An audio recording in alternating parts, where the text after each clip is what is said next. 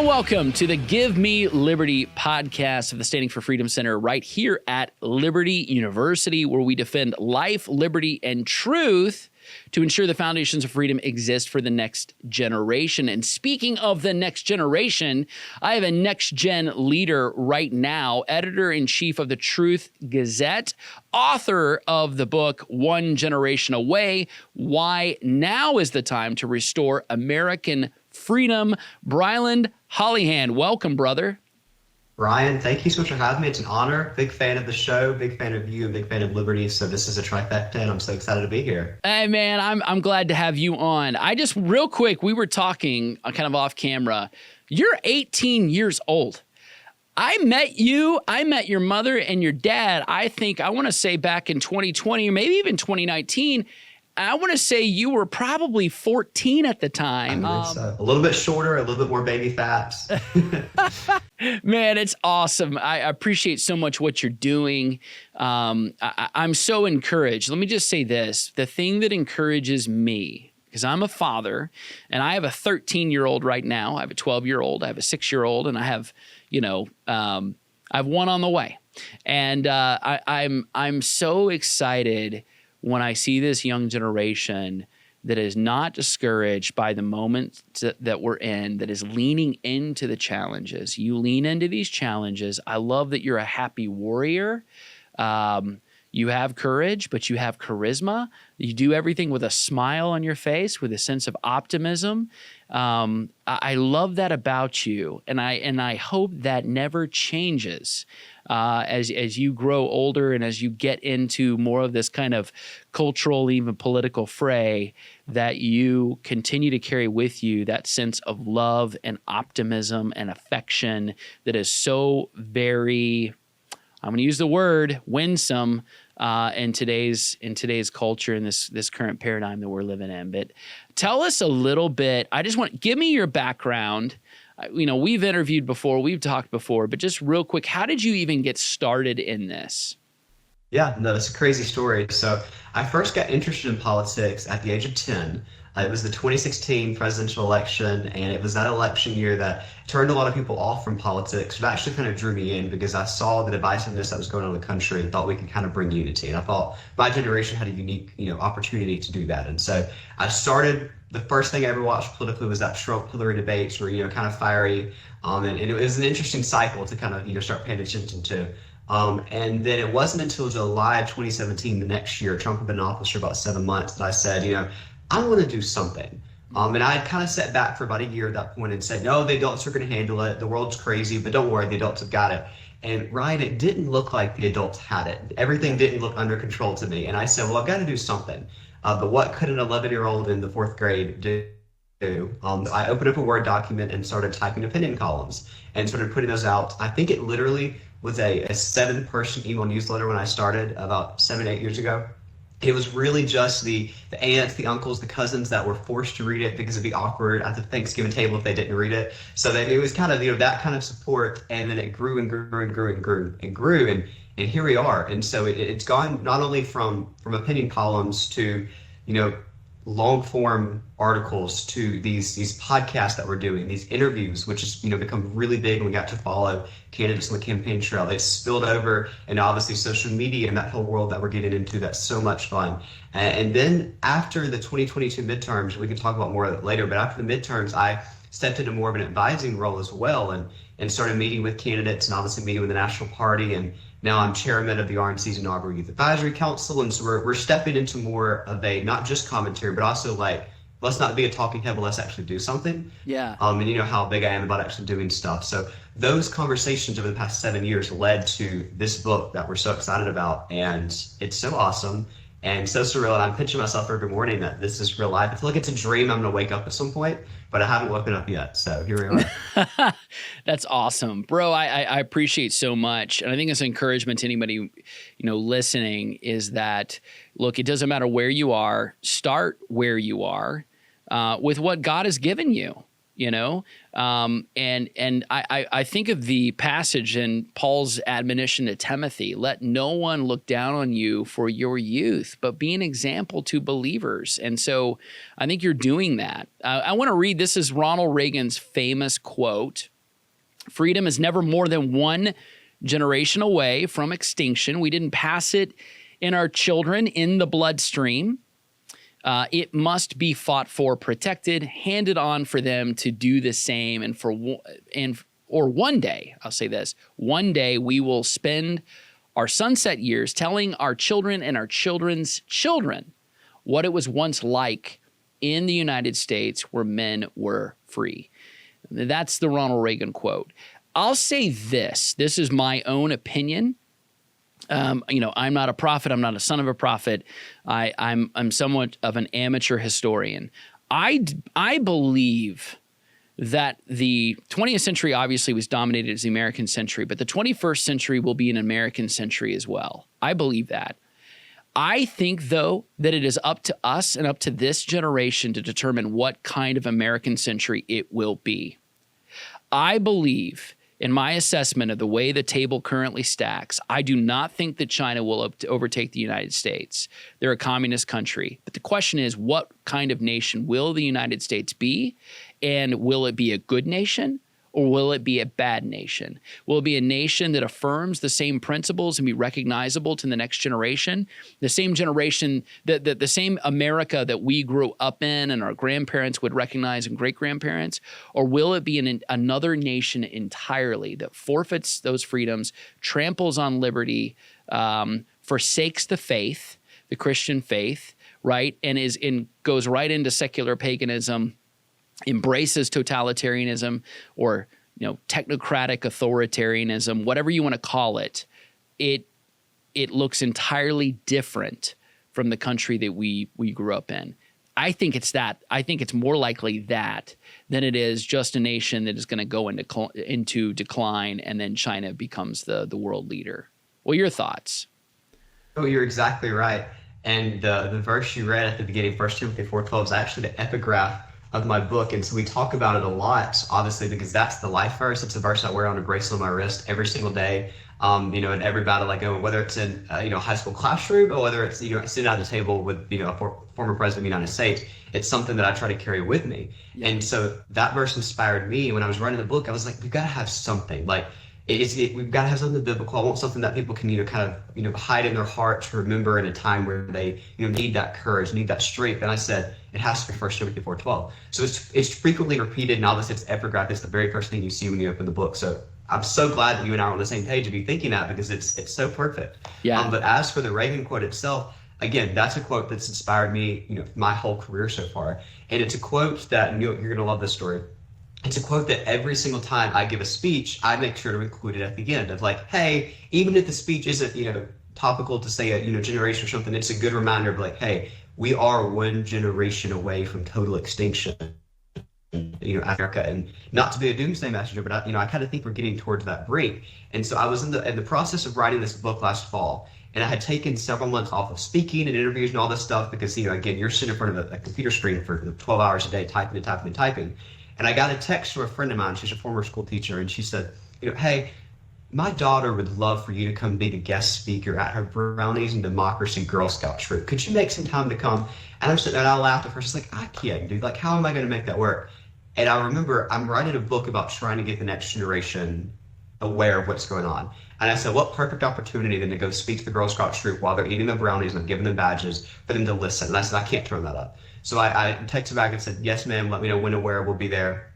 Took some time, went down and met with them. And I gave this presentation. I had to, make it a little more kid-friendly than a typical college speech that I'd give. But we're talking to a group full of kindergartners. And at the very end of the presentation, I still included that quote and put it up on the screen and said, freedom's one generation away from total extinction. It's not ours, way of inheritance. It's fought for and defended constantly. And so we talk about that. And I said, okay, does anybody have any questions? Starting to hand out bad. And we're going in the front row. She shoots her hand up, keep in mind, this is a kindergartner. And she says, do you mean that freedom could go away just like the dinosaurs?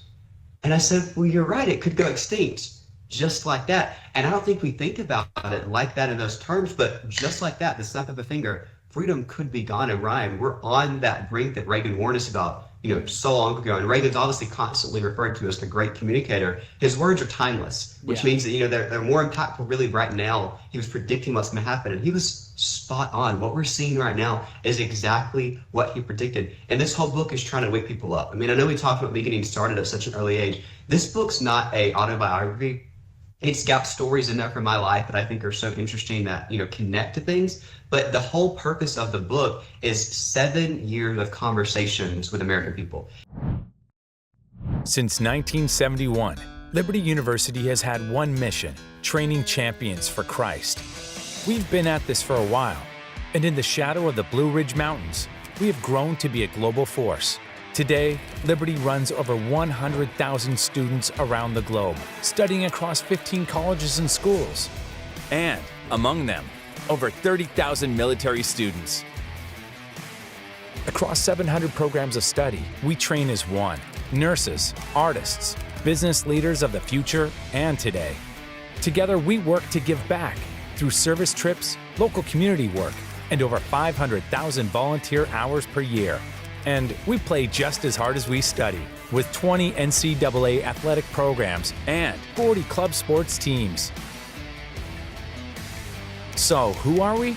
We are Liberty University, and we train champions for Christ.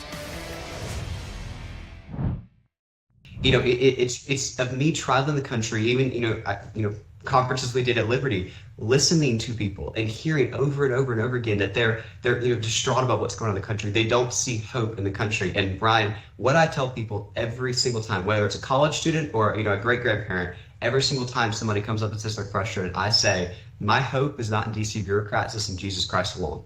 And that's the purpose of this book. That's the message we're trying to get out of, like, hey, there is hope. Put your hope and faith in Jesus.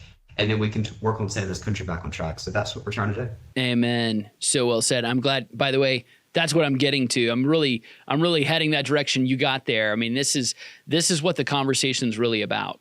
When we're talking about defending liberty and we're talking about freedom in this country, we have to understand the source of that freedom, the foundation of that freedom, right? It's the sine qua non. It's the thing that it is the absolute most essential principle in freedom. And that's our freedom in Christ first. Political liberty is a derivation of spiritual freedom. Not everyone in the world is going to experience political freedom. They're just not. You've got underground churches all over the world. You got people that are living under a totalitarian regime.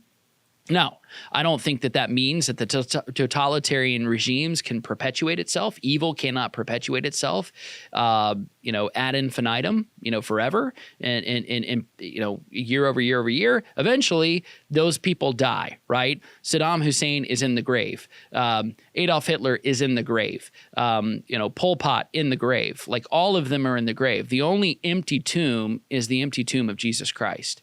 He overcame the grave. And when we look at these political movements, we recognize there has to be a moral and spiritual foundation to ensure that freedom can exist and be preserved and be sacrificed and died for.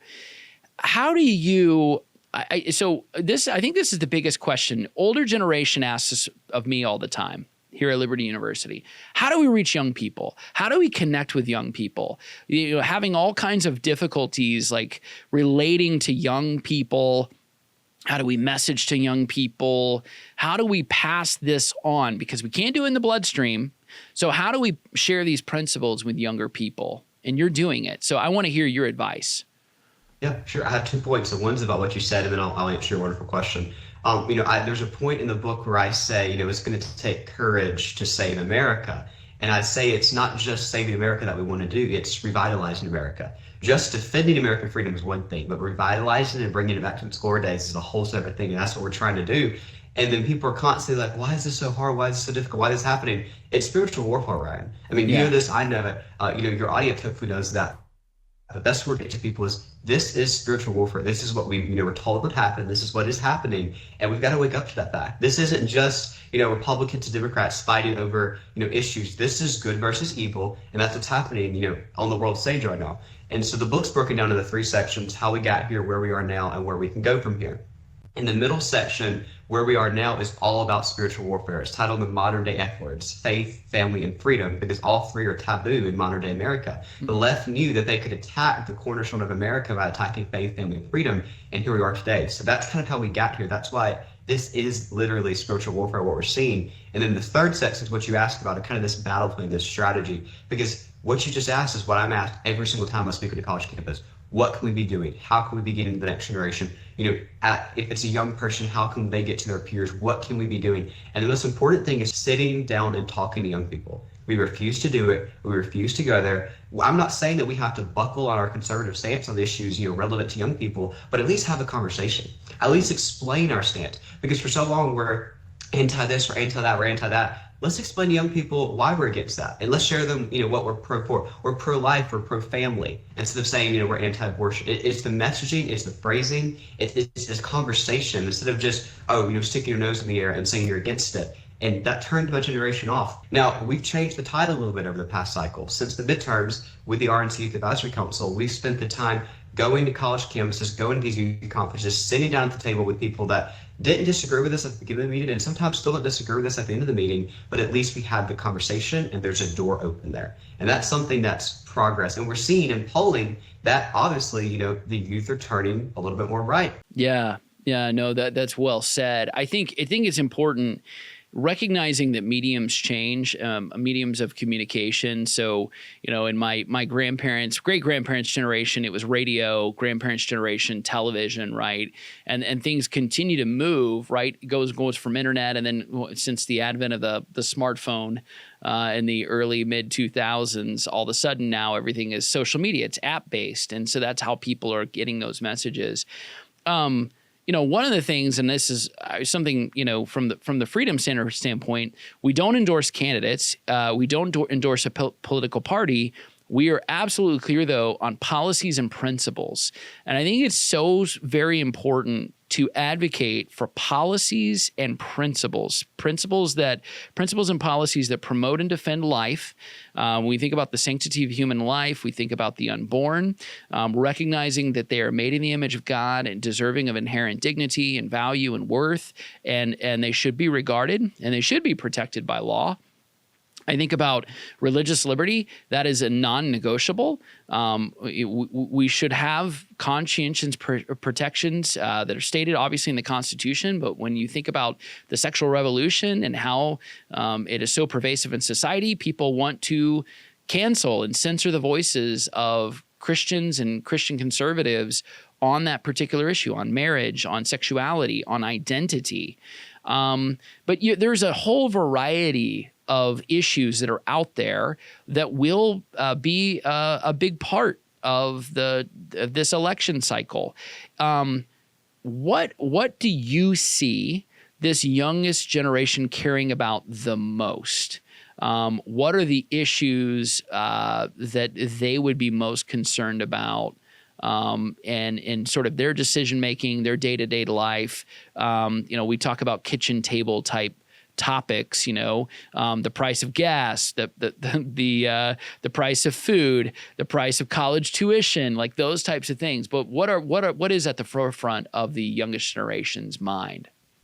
Oh, absolutely. You're totally right. And for the comment on mediums, I say, several times in the book, ask your comment about kind of modern day Christianity, where we're going with the religious freedom movement. There's a point in the book where I refer to in-house housekeeping within our own movement, within our own body of believers as Christians. And I say several times, look, it's time for what I call the country club Christians or the holy huddlers to get off the sidelines, to stop sitting in the back row and gossiping about how bad the country is and actually step up and do something to save it. Because it's up to Christians to be on the front lines, to be protecting this and to protect not only this country, but our religious liberties and freedoms. That's so incredibly important. And you say, China's not going to overtake us. I agree with you there, but we could turn into China one day where our religious freedom and liberties completely out the door. So that's something that we need to be protecting before we get there. And so, we refer to them as that because it's not, trying to slander anybody. It's just a wake-up call of, hey, let's do this right now. There's another point in the book where I say, I have 3 goals in life. And, one of them is to start a family. One of those is spread the word of the gospel in every opportunity I get. And the third is to make my generation the generation that ends abortion once and for all. And we've made a huge, step towards that with overturning Roe v. Wade. But I think the problem in our party and in our movement is we prepared no post-Roe strategy. And I think that's something that we've developed, over the last year or so. But it's really, again, going into those conversations, absolutely, yes, Ryan, abortion is murder, and we can say that all day long. But until we sit and explain why abortion is murder to the youngest generation, they don't understand that. They're not getting it. It's just a bumper sticker or a talking point. When we actually sit down, I'm not saying necessarily show the graphic pictures, to your high schoolers, but if you sit down and have a conversation with them, they're going to understand it more than a gubernatorial candidate sitting behind a podium and spouting off talking points. So I think that's something that, again, we have to shift, we have to understand. And again, social media is a big thing we can use to our advantage to help that. When you are ready to, to start sharing pictures and videos of that, we have social media right there, at our disposal for that.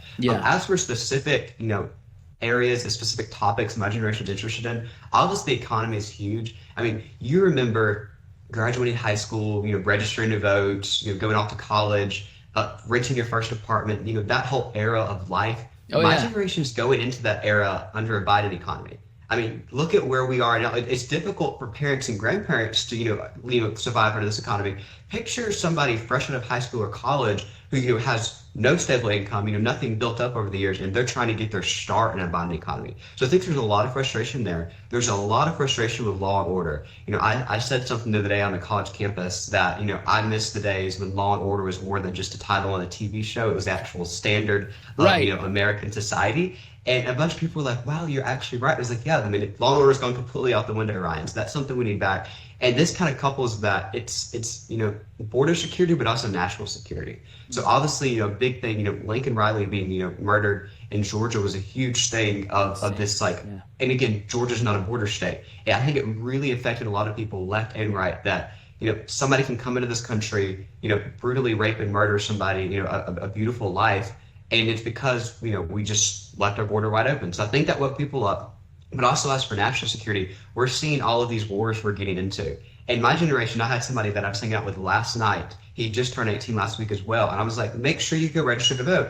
And he was like, absolutely, I'll do it right now. And he pulls up the link and we're talking about it. And he goes, don't I also have to register for the draft? And I was like, yes, we are 18, selective service, that whole other thing. And he goes, it's kind of getting real. Like, Biden could get us into a war. Like, we would have to be the ones to go fight his war. And I'm like, you're right, because he would send us the front line. So my generation's also realizing that of, there's no peace in this country right now. There's no peace in this world. And our generation, the disposable people that they send out there to fight these, proxy wars for them. So it's insane. It's scary. But I think that's why we're going to see such huge voter turnout this November, because my generation has so many issues. It's not just your typical, economy, border, whatever, just because that's the blanket talking points. It's deeply personal to us. And I think that's why we're going to get out and vote in droves in November. So you're looking for a university that's perfect for you, a school that has anything you could possibly need. Anything? You want a place that has the programs you want to study, and maybe a few more, just in case you change your mind. I think I'm going to sign up for the fashion design program. All right. A place with state-of-the-art facilities. I mean, look at this campus. And who doesn't love big-time sports? And great recreational activities. Okay, now we're on a roll. Somewhere you can hike, slide, strike, shoot, climb, eat, and most importantly, eat. You want a place that takes you to space? Okay, maybe not, but we can teach you how to fly, or pastor a church, or run a business. And all that with a great view? Yeah, I think I know a place. I have to point out, I think that's so well said, especially the comment you made about, selective service in the draft. Some people are really banking on this idea that if you just all this younger generation needs to give them peace of mind and sleep at night, right, is that they don't have any college debt, for art school or something. But at the end of the day, it's like, no, this generation absolutely does not want to be sucked into some international conflict that we cannot fight.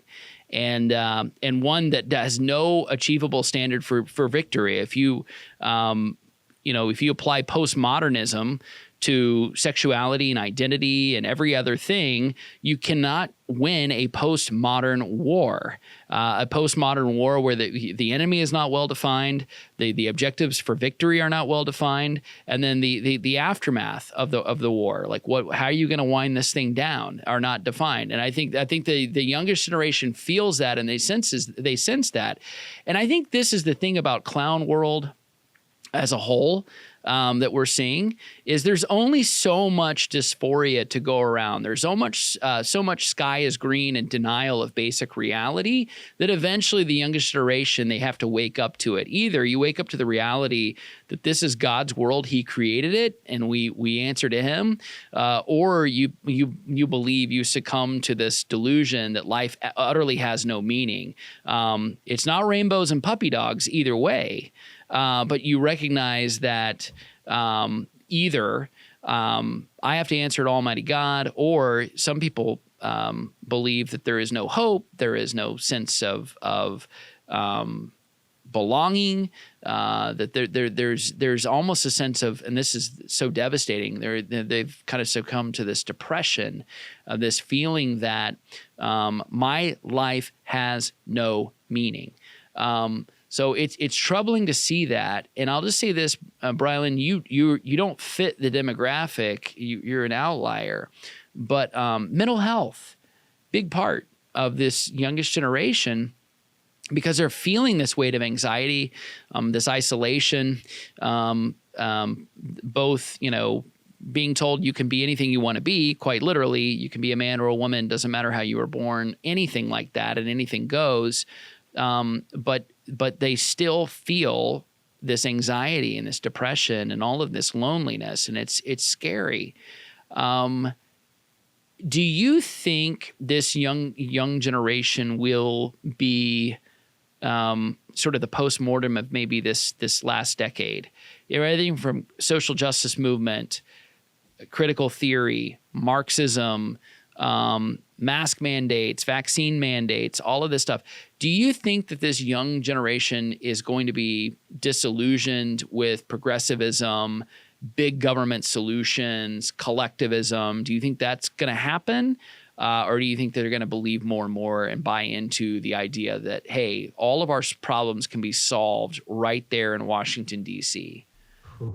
No, I don't think that, because the left kind of did our work for us. I think COVID was so big that it turned so many people in my generation off to big government, of like, are they really canceling? It started with, are they really canceling our spring break? Do they think they have the authority to do that? And then it turned into, can they really lock us in our homes for 2 years? Can they really do that? And then it was, can they really keep me from seeing my elderly grandmother on Thanksgiving? Can they really do that? Yeah. Can they force me to wear this diaper on my face every time I step foot out of the house, to pull it up, to eat a bite of food because it won't affect you then? Can they really do that? So I think it really turned into this thing of, they just think they can do whatever they want to, and if we give them the power to, they're going to take it. Yeah. And so, we spend, years and years and years and years and years saying, big government's bad, big government's bad, big government's bad, we need smaller government, we need, this, and this.